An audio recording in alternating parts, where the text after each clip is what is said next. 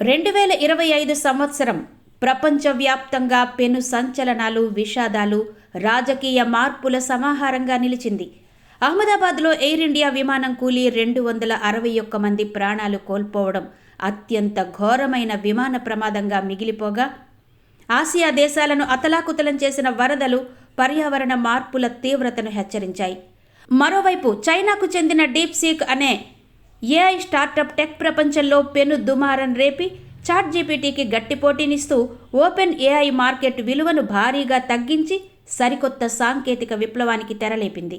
రాజకీయ రంగంలో భారత్లో ప్రధాని మోదీ ప్రభావం మరింత పెరగగా, బీహార్ అసెంబ్లీ ఎన్నికల్లో ఎన్డీఏ కూటమి ప్రభంజనం సృష్టించి నితీష్ కుమార్ను 10వ సీఎం పీఠంపై కూర్చోబెట్టింది. అమెరికా అధ్యక్షుడు డొనాల్డ్ ట్రంప్ టారిఫ్ యుద్ధాలు, ఎప్స్టీన్ ఫైల్స్ వివాదాలు, మహిళా జర్నలిస్టుపై చేసిన క్వైట్ పిగ్గీ వ్యాఖ్యలతో నిత్యం వార్తల్లో నిలిచారు.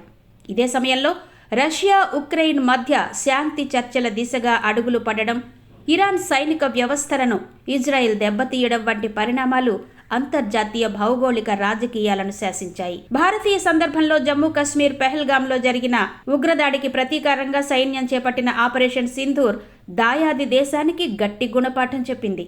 దేశవ్యాప్తంగా కులగణన చేపడతామన్న కేంద్ర ప్రకటన, వక్ఫ్ సవరణ చట్టంపై రేగిన వివాదాలు సామాజిక చర్చకు దారితీశాయి. వినోద రంగంలో నెట్ఫ్లిక్స్, వార్నర్ బ్రదర్స్ మధ్య జరిగిన భారీ ఒప్పందం స్ట్రీమింగ్ ప్రపంచంలో కొత్త శకాన్ని ప్రారంభించగా, మొత్తంగా 2025 ఏడాది మానవాళికి తీపి చేదుల మిశ్రమ జ్ఞాపకాలను మిగిల్చింది.